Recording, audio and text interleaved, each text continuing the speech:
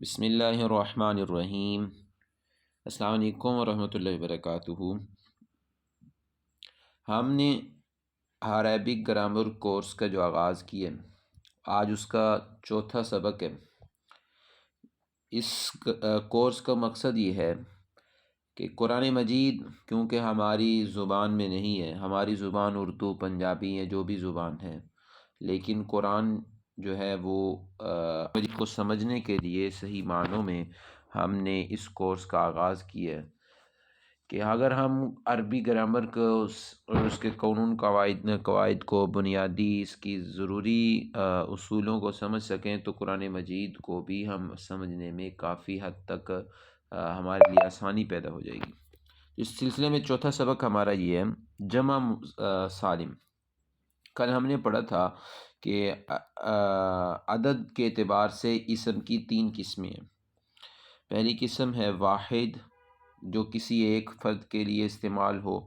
Number 2 مثنیٰ، 2 لوگوں کے لیے جو استعمال ہو، لفظ اسے مثنیٰ کہتے ہیں۔ نمبر 3 جمع، جو 3 یا 3 سے زائد لوگوں کے لیے استعمال ہو۔ پھر جمع کی ہم نے 2 قسمیں پڑھی تھی، جمع سالم اور جمع مکسر۔ تو جمع سالم کی ہم نے پڑھا تھا کہ جمع سالم کو جمع سالم اس وجہ سے کہتے ہیں کیونکہ اس جمع کے شروع میں اس جمع کا واحد صحیح سالم موجود ہوتا ہے۔ جیسے مسلمون جو ہے اس کے شروع میں مسلم موجود ہے، عابدون کے شروع میں عابد موجود ہے، قانتون کے شروع میں قانت موجود ہے، عابدات، مسلمات، آیات، بینات، ان سب کے شروع میں اس کا واحد صحیح سالم موجود ہے۔ دوسری قسم تھی جمع مکسر۔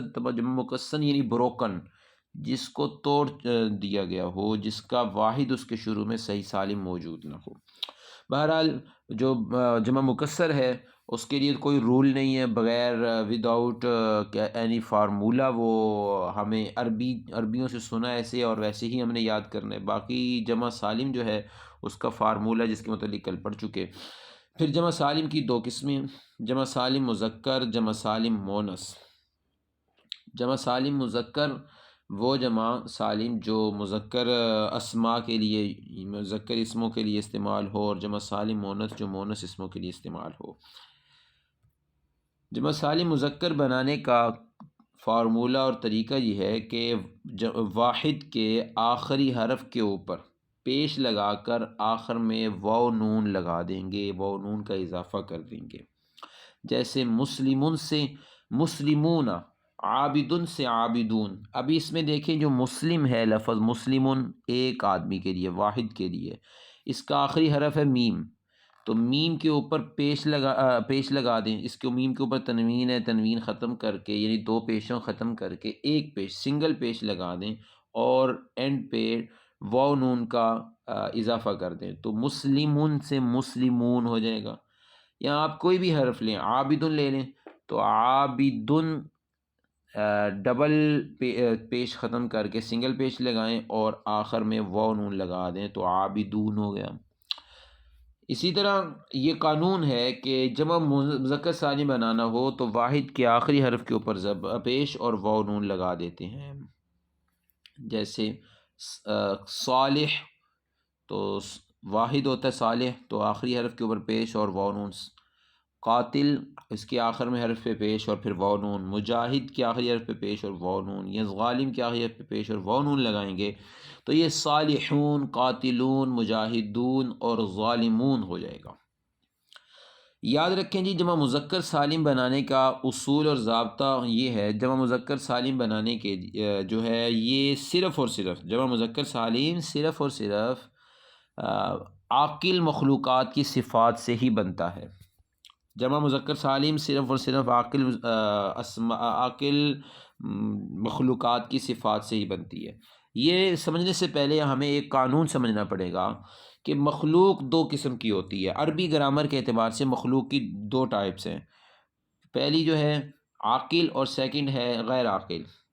گرامر میں عاقل مخلوق جو ہے، یعنی جو گرامر کے اعتبار سے عربی گرامر کے ماہر لوگوں کے نزدیک عاقل 3 قسم کی مخلوقات ہیں، جن میں فرسٹ ٹائپ ہے انسان، اور دوسری قسم ہے جن، تیسری قسم ہے فرشتے۔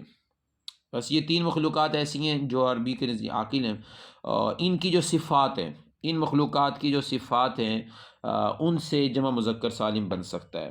مثال کے طور پہ صالح، تو یہ صالحون جو ہے یہ صالح ہے، یا قاتل، یا مجاہد، ظالم، عابد، شریف، مجاہد، اور یہ جتنی بھی صفات ہیں، بے شمار ایسی صفات، مومن، مومن ہے، یا پھر مجتہد ہے، یہ وہ صفات ہیں جو انسانوں کی ہیں یا جنات کی ہیں۔ یہ شیطان ہے، شیطان کے شریرون ہو سکتا ہے، تو یہ وہ مخلوقات جو عاقل ہیں ان کی صفات سے جی بن سکتا ہے۔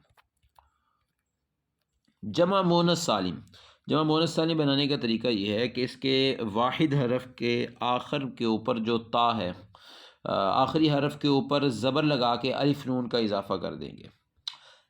جیسے ہم نے پیچھے پڑھا تھا جمع مذکر سالم، تو آخری حرف کے اوپر پیش اور واو نون، اور ادھر ہوگا جمع مونث سالم اور آخری حرف کے اوپر زبر اور واو نون۔ دراصل یہ قانون ہے، جو قانون پہلے میں آپ کو بتا دیتا ہوں۔ وہ قانون یہ آپ کے اسکرین پہ نظر آ رہا ہے آپ کو، کہ تین حرف ہوتے ہیں، الف، واو، یا ساکن ہے، یا واو ساکن ہے، یا الف ہے۔ یا ساکن کی ڈیمانڈ ہوتی ہے کہ میرے اس سے پیچھے والے حرف کے اوپر زیر ہے، تو ہم یا ساکن سے پیچھے والے حرف کے اوپر زیر دے دیتے ہیں، اور یا ساکن سے ماقبل حرف کے اوپر پیش کبھی نہیں آ سکتی، لیکن زبر آ سکتی ہے، لیکن عام طور پہ زیر آتی ہے۔ اسی طرح دوسرے نمبر پہ واو ساکن، تو واو ساکن سے پیچھے والے حرف کے اوپر کے نیچے زیر کبھی بھی نہیں آ سکتی، ہاں اس کے اوپر پیش آ سکتی ہے، بلکہ وہ پیش کی ڈیمانڈ کرتا ہے، پیش اچھی بات، مطلب پیش اگر آ جائے تو وہ بہت بہتر ہے، اور اگر پیش نہ ہو تو زبر بھی آ سکتی ہے۔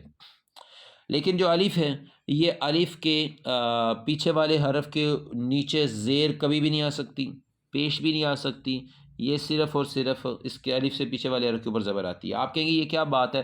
تو آپ کوئی بھی لفظ لیں، الف لیں، الف سے ماقبل حرف جو کوئی بھی ہے اس کے اوپر، مثال کے طور پہ ہے مسلم لفظ ہے، مسلم، تو مسلمانی بنا، مسلمانی، میم کے بعد الف ہے، تو الف سے پہلے والے حرف کے اوپر اگر آپ زبر لگائیں گے تو آپ مسلمانی پڑھ سکتے ہیں، لیکن اگر آپ پیش لگائیں گے تو معان نہیں ہو سکتا، معان نہیں ہو سکتا، اور اگر آپ زیر بھی نہیں پڑھ سکتے۔ واو لے لیں، مسلمون، تو مسلمون کے واو کے پیچھے والے حرف کے اوپر پیش آ رہی ہے مسلمون، اگر یہاں اس کی جگہ آپ زبر لگائیں گے تو مسلم مون ہو جائے گا، مسلم مون، جو کہ پڑھا جا سکتا ہے، لیکن بہتر یہ مسلمون۔ لیکن اگر آپ زیر لگائیں گے واو ساکن سے پیچھے والے حرف کے تو زیر آپ پڑھ ہی نہیں سکتے باوجود کوشش کرنے کے۔ یا جو ہے، یا ساکن ہے، اس سے پیچھے والے حرف کے اوپر کے نیچے اگر زیر ہے تو آپ پڑھ سکتے ہیں، جیسے عالمین یا مسلمین، مسلمین، تو مسلمین جو ہے میم، یا سے پیچھے والا حرف میم ہے، میم کی نیچے زیرہ پڑھ رہے ہیں، لیکن اگر زبر ہو تو مسلمین پڑھ سکتے ہیں، لیکن اگر پیش ہو تو اب پیش آپ اس جگہ نہیں پڑھ سکتے ہیں۔ تو بہرحال یہاں ایک بات یہ پتہ چلتی ہے کہ یا ڈیمانڈ کرتا ہے کہ اس کے پیچھے والے اگر ساکن ہو تو پیچھے والے حرف کے نیچے زیر ہو، واو کی یہ ڈیمانڈ ہوتی ہے کہ اگر وہ ساکن ہے تو اس سے پیچھے والے حرف کے اوپر پیش ہو، اور الف کی ڈیمانڈ ہے کہ اس کے پیچھے والے حرف کے اوپر زبر ہو۔ آپ اس کو دیکھیں تو اس کو دیکھ کے آپ وہ سارے قانون جو ہیں ان کو آپ سامنے لا سکتے ہیں، جیسا کہ جمع مذکر سالم بنانے کا قانون تھا، تو اس میں یہ تھا کہ واو نون واحد کے آخری حرف کے اوپر پیش لگائیں گے اور واو نون لگائیں گے۔ تو یہاں دیکھ لیں، کیونکہ واو جو ہوتا ہے یہ ساکن ہوتا ہے، تو یہ ڈیمانڈ کرتا ہے کہ اس سے پیچھے والے حرف کے اوپر پیش آئے۔